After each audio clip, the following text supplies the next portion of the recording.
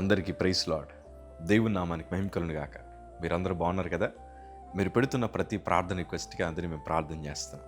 మా ఆశ అంతా ఒకటే, ఎక్కడైతే మీరు ఓడిపోయారో, ఎక్కడైతే తృణీకరించబడ్డారో, ఎక్కడైతే చేతులు చాపి సాయం కోసం ఎదురు చూశారో, అదే స్థలాల్లో నా ప్రభు మీ అందరినీ హెచ్చించబోతున్నారు. విశ్వాసంతో ప్రార్థన చేయండి, ఘనమైన విజయాలు ఖచ్చితంగా మీరు చూస్తారు. God bless you all. ఈరోజు దేవుని వాగ్దానంగా ఒక మాట మీతో పంచుకోవాలని నా హృదయం ఎంతగానో ప్రేరేపిస్తూ ఉంది. దేవుని వాక్యంలో కీర్తనల భాగము 40వ కీర్తన 1-2 మనం చదవగలిగితే, యెహోవా కొరకు నేను సహనముతో కనిపెట్టుకుంటుని, ఆయన నాకు చెవియొగ్గి నా మొర ఆలకించెను. నాశనకరమైన గుంటలో నుండి, జిగటగల దొంగ ఊబిలో నుండి ఆయన నన్ను పైకెత్తెను.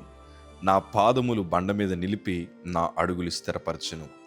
ఈ వాగ్దానము ప్రభు మన జీవితంలో నెరవేర్చుదురుగాక. ఆమేన్. నాకు బాగా తెలుసు, మీరు ఎన్నో శోధనల మధ్యన, ఎన్నో సమస్యల మధ్యన ప్రయాణం చేస్తున్నారు. ఒకవైపు ఆర్థిక సమస్యలు చాలా ఎక్కువైపోయాయి. నెలకి వడ్డీలకే మన జీతం అంతా ఖర్చు అయిపోతుంది. ఒకవైపు కుటుంబాన్ని అట్లా పోషించుకోవాలో తెలియట్లేదు. ఒకవైపు నిరుద్యోగం చాలా ఎక్కువైపోతూ ఉంది. చదువుకుంటున్నాం కానీ ఆ చదువుకు తగిన ప్రతిఫలాలు వస్తాయో రావో తెలియని పరిస్థితి.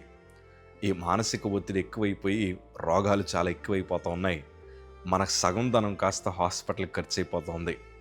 ఇప్పుడు మన చుట్టూ చాలా భయంకరమైన రోగముల చేత కప్పబడ్డాం. క్యాన్సర్ అని, రకరకాల ఇంకా మందులు రాని రోగాలు కూడా చాలామందికి వస్తూ ఉన్నాయి. ఒకవైపు ప్రమాదాలు, ఏం చేయాలో అర్థం కావట్లేదు. వివాహం జరిగిన వరకు కూడా కుటుంబ సమస్యలు చాలా ఎక్కువైపోతూ ఉన్నాయి. ఈరోజు నువ్వు అనుకుంటున్నావు, ప్రభా నా జీవితం ఏంటో ఎట్లా అయిపోయింది, నేను ఎన్నోసార్లు మొరపెడతాను కదా, నువ్వు నాకు ఉత్తరం ఇవ్వా ప్రభా అని ఒకవేళ ప్రభుని అడుగుతున్నామో, ఈరోజు దేవుడు నీతో మాట్లాడుతున్నాడు.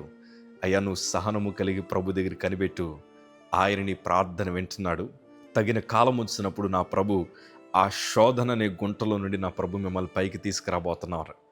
ఎన్నో శోధనల మధ్యన మీరున్నారు. నా ప్రభు సమస్తము చూస్తున్నాడు. ఆయన మీ బ్రతుకులో గొప్ప కార్యాలు జరిగించడానికి నా ప్రభు ఇష్టపడుతున్నారు. కొన్నిసార్లు మనకుండే వేదన బట్టి ప్రభు నన్ను విడిచిపెట్టారేమో అనుకుంటున్నామో, ఆయన మనల్ని అనాథలుగా విడిచిపెట్టే దేవుడు అసలు కాదయ్యా.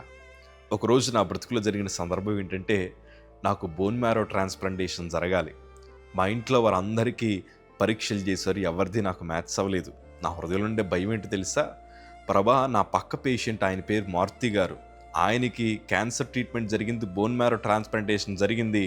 సింగపూర్ వెళ్ళి ఉద్యోగం చేసుకుంటున్న ఆయన మరలా సంవత్సరంలోపే మరలా క్యాన్సర్ ఇన్ఫెక్షన్ వచ్చి తిరిగి ఆయన హాస్పిటల్లో జాయిన్ అయ్యారు. నా భయం అంతా ఒకటే, నాకు జరిగితే నాకు కూడా మరలా తిరిగి వస్తుందేమో. ఏంటో ప్రభా, ఏదో తెలియని కలవరం నా హృదయాన్ని వెంటాడుతున్నప్పుడు ఏం చేయాలో అర్థం కాక ఈ బలహీనమైన చేతిలో ప్రభు వైపు చాపాను. ప్రభా, ఏ క్షణమైన నా బ్రతుకు మార్చగలిగిన దేవుడు అని దేవునికి ప్రార్థించగా, ఆ శోధన గుంటలో నుండి ప్రభు మమ్మల్ని పైకి తీసుకొచ్చారు.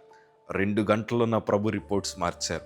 హాస్పిటల్ మేమున్నది 4.5 నెలలైనా కానీ ఈ 4.5 నెలల్లో మా సహనమును చూసిన దేవాది దేవుడు, మా విశ్వాసాన్ని చూసిన దేవాది దేవుడు ఆ గుంటలో నుండి పైకి తీసుకొచ్చి ఈరోజు మా అడుగులను స్థిరపరిచిన దేవుడు ఆయన.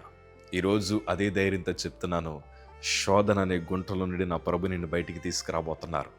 అపాయకరమైన పరిస్థితుల నుండి నా ప్రభు నిన్ను బయటికి తీసుకురాబోతున్నారు. నువ్వు చేసిన ప్రతి ప్రార్థనకి నా ప్రభు జవాబిస్తున్నారు. రాధను నువ్వు అనుకొద్దయ్యా, ఎందుకంటే మనం ఆరాధిస్తున్న దేవుడు సజీవుడు. ఆయన బలమైన కార్యములు జరిగించగలిగిన దేవుడు ఆయన. ఈరోజు నన్ను సాక్షి ఎలా అయితే నిలబెట్టాడో, ఈ వీడియో చూస్తున్న మీ అందరి జీవితంలో బలమైన సాక్షిని నా ప్రభు అనుగ్రహించబోతున్నారు. నమ్మిన వారు దేవునికి స్తోత్రం చెప్దాం. ఆమేన్, హల్లెలూయా. సో విశ్వాసంతో ఉండండి. ఈ వాగ్దానాన్ని నా ప్రభు మీ జీవితంలో నెరవేర్చుదురుగాక. God bless you.